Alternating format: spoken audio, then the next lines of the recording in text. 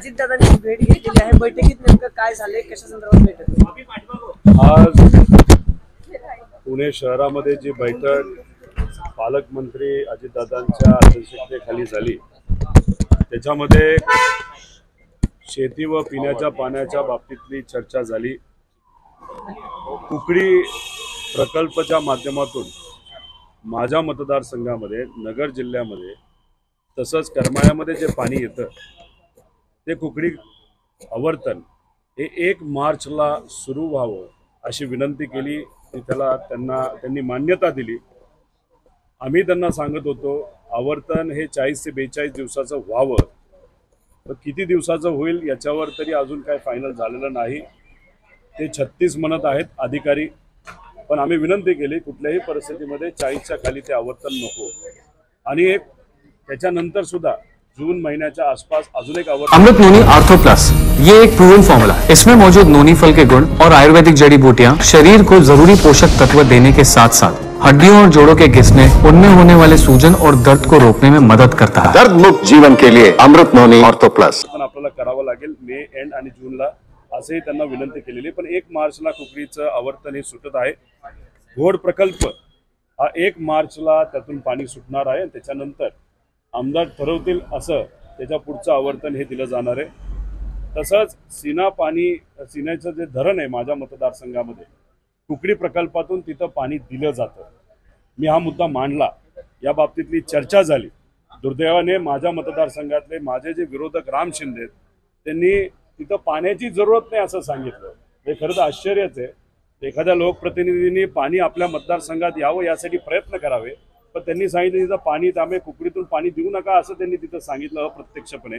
त्याचा दुर्दैव आहे, पण आम्ही सुद्धा या बाबतीत लढणार आहोत। कुकडीतून सिन्याच्या धरणात पाणी द्यावं, त्याच्यावर आमची 22 गावं आहेत आणि आष्टीला सुद्धा पाणी कधी आधी पाणी कमी पडलं तर दिलं जातं।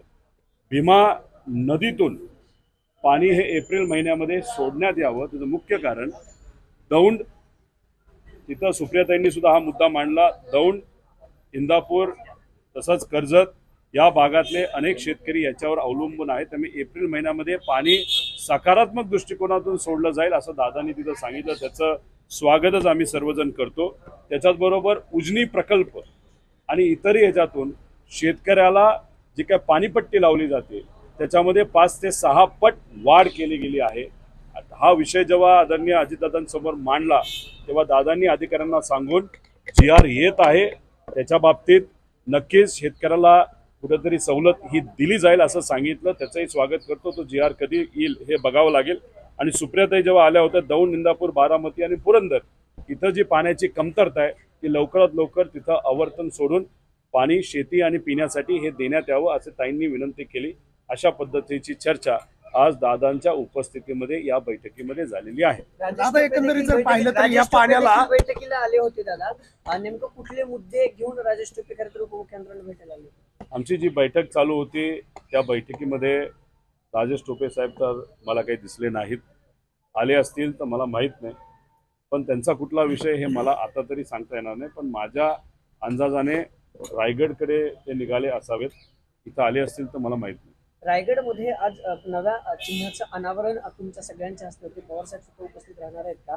कसा हा सगळा कार्यक्रम असणार आहे, मतदारांपर्यंत कसं पोहोचणार? एक तर आदरणीय पवार साहेब तिथे उपस्थित राहणार आहेत, आम्हाला सुद्धा तिथं जायचं होतं, पण ही इमर्जन्सी बैठक इथं लागल्यामुळे आणि पिण्याचा शेतीच्या पाण्याचा प्रश्न हा माझ्या मतदारसंघामध्ये आणि नगर जिल्ह्यामध्ये प्रामुख्याने महत्त्वाचा असल्यामुळे इथं थोडंसं मला यावं लागलं।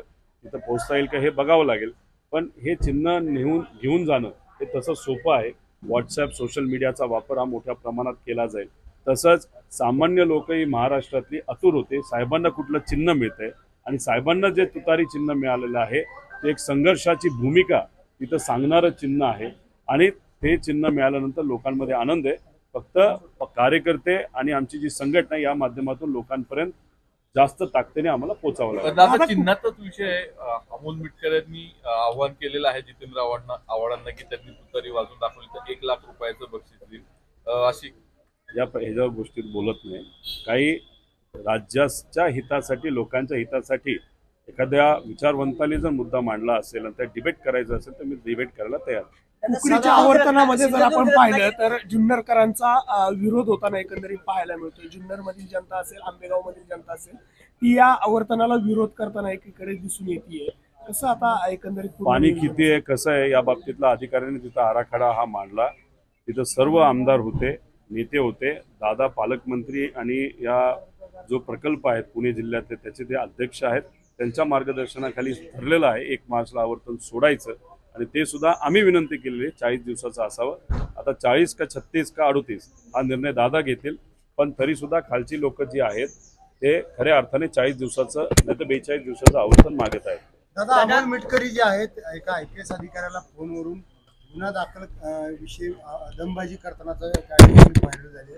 अकोलेच्या IPS अधिकारी बच्चन सिंग यांना ते विनाकारण वाद घालताना फोनवरून दिसत.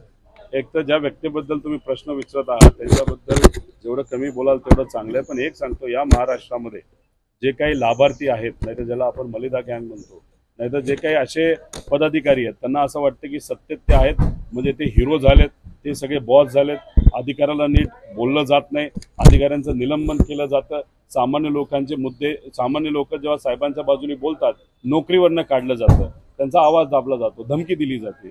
आता हे महाराष्ट्रामध्ये चालले, ते सुद्धा आपल्या स्वाभिमानी महाराष्ट्रामध्ये, आणि हे मोडीत काढायचं असेल तर आपल्याला भाजप आणि हे जे सर्व मित्र पक्ष आहेत त्यांना बाजूला काढल्याशिवाय ते सुद्धा लोकशाहीच्या माध्यमातून हे आपल्याला परवडणार नाही. सिंधुदुर्ग रत्नागिरीसाठी नारायण राणेंचे भाजपतर्फे लोकसभेसाठी नाव निश्चित झालेलं पाहायला मिळते. अनेक नेते आहेत ज्यांचं आता नाव हळूहळू निश्चित होते. दादा कसं बघताय सगळ्याकडे, कारण आव्हान असणारे मोठं तुमच्या सगळ्यांचं 100% आव्हान असणार आहे. कारण का BJP आणि मित्र पक्षाकडे आपण जर बघितलं तर आर्थिक ताकद खूप मोठी आहे. पैसा कुठून येतो हा आपल्याला बघावा लागेल. पण काही लोक चर्चेत असं म्हणतात कमीत कमी 60 ते 70 कोटी रुपये खर्च हा सत्तेतले लोक एका खासदारकीला करणार आहे. हा पैसा आला कुठून असा प्रश्न लोक सुद्धा तिथं विचारणार आहेत. पण शेवटी आमच्याकडे काय, तो लोकांना विश्वासात घेतं आणि आमचे जे नेते आहेत साहेब, उद्धव ठाकरे साहेब आणि काँग्रेसचे नेते यांच्याबरोबर कार्यकर्त्याला विश्वासात घेऊन, लोकांना विश्वासात घेऊन ही लढायचा. नारायण राणे निवडून येतील असं वाटतं, त्यांना सोपी आहे ही लढाई? बघा, नारायण राणे साहेब मोठे नेते आहेत, त्यांच्या मतदारसंघामध्ये त्यांनी काय काम केलं तिथे गेल्याशिवाय आपल्याला कळणार नाही. पण मध्ये आधी भाजपने मुद्दामून त्यांच्या माध्यमातून मराठा समाजाचे असतील नाही तर इतरही काही महत्त्वपूर्ण मुद्द्यांवर जे काही वक्तव्य करून घेतलेले आहेत त्याचं नुकसान कदाचित त्यांना होऊ शकतं अशी चर्चा लोकांमध्ये आहे. नितेश राणेंनी पुन्हा एकदा वक्तव्य केलेलं आहे की ते पोलीस, आमची सत्ता असताना पोलीस आमचं काय बिघडू शकतील. 100% त्यांचा पोलीस काय बिघडू शकत नाही. दुर्दैवाने या महाराष्ट्रामध्ये गरीबाचंच बिघडतंय, गरीबच अडचणीत आहेत, महिला अडचणीत आहेत, कोयता गँग मोठ्या प्रमाणात केली जाते, 1.5 दिवसा ढवळ्या तिथं गोळ्या घातल्या जातात, आमदार गोळ्या घालतात. त्यामुळे नितेश राणेचं काही बिघडणार नाही. ते सेलिब्रिटी आहेत, ते मोठे नेते आहेत, एका मोठ्या नेत्याचा तो मुलगा आहे, ते आमदार आहेत. पण गरीबाचं कोण बोलणार? त्यांना कदाचित सागर बंगला वाचवेल, या नेत्यांना सागर बंगला वाचवेल. अरे पण सागर बंगल्याला हेही सांगा ना, गरीबाला वाचवा, गरीबाच्या अडचणी सोडवा. पण सागर बंगला फक्त नेत्यांसाठी आहे का, गरीबासाठी नाही का? आज या महाराष्ट्राची परिस्थिती बिहार आणि उत्तर प्रदेशपेक्षा विचित्र झाली आहे. तर याच्याबद्दल लक्ष घालण्यापेक्षा नेते आणि जे स्फोटक वक्तव्य करणाऱ्या लोकांच्या बाजूने सागर बंगला हे दुर्दैव आहे. दादा, महाविकास आघाडीचा मेळावा जो आहे तो पुण्यात होते, सगळे बडे नेते आपल्या मेळाव्याला उपस्थित राहिले. काँग्रेस भवन मध्ये मेळावा पार पडतोय. पुणे लोकसभेची तयारी महाविकास आघाडीची सुरू झाली असं समजायचं. हा एक मेळावा कार्यकर्त्याचा मेळावा आहे, त्यामुळे जेवढं जास्त मर्यादित आपल्याला ठेवता येईल आणि फक्त कार्यकर्त्याला बोलावता येईल याचा प्रयत्न ह्या तिन्ही पक्षांकडनं झालेला आहे. नक्कीच सभेला प्रतिसाद चांगला येईल, तिथं मोठे नेते येतील आणि आपापलं भाषण तिथं करतील आणि येणाऱ्या लोकसभेसाठी त्याची मदत नक्कीच होईल. दादा, सुनेत्रा पवारांच्या बारामती लोकसभेमध्ये दौरे वाढताना पाहायला मिळत आहेत. बारामती लोकसभेमध्ये सुनेत्रा पवार उभी राहण्याची ही चर्चा आहे. आदरणीय पवार साहेबांच्या पार्टीच्या बद्दल काही प्रमाणात आम्ही सांगू शकतो. सुप्रियाताई तिथं तुतारी या चिन्हावर लढणार आहेत. राहिला प्रश्न घड्याळ नाही तर भाजपचा, त्यांनाच खरं तर विचारलं पाहिजे की त्यांचा उमेदवार कोण आहे. सुजय विखे पाटील म्हणतात तुतारी वाजेल की हवा निघेल, हे काही दिवसांमध्ये सुजय विखे पाटील साहेबांना असं विचारा, दिल्ली दौरे तुमचे का आता गेल्या नजीकच्या काळामध्ये वाढलेत?